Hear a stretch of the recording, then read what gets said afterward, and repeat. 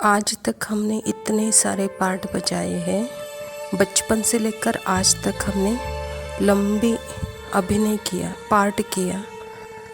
ये जो चेहरे हैं, ये चेहरे जैसे मुखौटा है। ये मुखौटा लगाकर हम जीते हैं। यह हम नहीं हैं, यह मुखौटा है। जैसे इस मुखौटे को मेरा कहना, मेरा जो नहीं है उसे मेरा कहना, तो वो चोरी हो जाता है। तो यह मुखौटा मैं नहीं, मेरा मुखड़ा ही कोई और है। मैं निराकार हूँ, मैं शांत हूँ, मैं शक्ति हूँ, मैं मौन हूँ। मैं हर रूप में ढल जाता हूँ। जैसे पानी जिस पात्र में डाला वह उसका वह रूप बन जाता है, वैसे ही मैं निराकार। जिस शरीर में मैंने पार्ट बजाया बस मैं वह बन गया, लेकिन मैं नहीं था।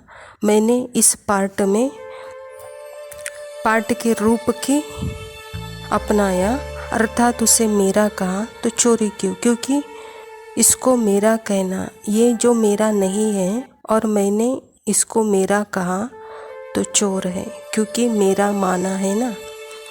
जो मैं नहीं हूँ उसे दिखाने की कोशिश की, जो मैं नहीं हूँ उसको माना मैंने। जो मेरा नहीं है उसके ऊपर मैंने दावा किया मैं ऐसा हूँ। लेकिन अध्यात्म की ओर अगर हम बढ़ते हैं तो वहाँ मेरा चेहरा ही कोई दूसरा हो जाता है। अभी हम जैसे अंदर एक है और बाहर एक है। हाँ, अंदर कोई दूसरा है मुखड़ा और बाहर का मुखड़ा थोड़ा दूसरा दिखाई देता है। ऐसे ही हमने धर्म का भी मुखड़ा लगा लिया है, जिसके भी हम अनुयायी बन जाते हैं या फॉलोवर्स बन जाते हैं तो उसका मुखड़ा हम ओढ़ लेते हैं। जो धर्म मेरा निजी नहीं है, जो गुण मेरा निजी नहीं है, उस गुण को, उस धर्म के फॉलोवर्स के मुखड़े को हमने अपना बना लिया, उस व्यक्तित्व को हमने अपना बना लिया। तो ये दोहरे मुखौटे से कब मुक्त होंगे? जो व्यक्तित्व मेरा है ही नहीं, जो मेरा धर्म है ही नहीं, वो इसको हम पर्सनालिटी कहते हैं। तो पर्सनालिटी यानी कॉपी करना, दूसरे के पार्ट को कॉपी करना। रोज़ रोज़ दूसरे के पार्ट को कॉपी करते हैं।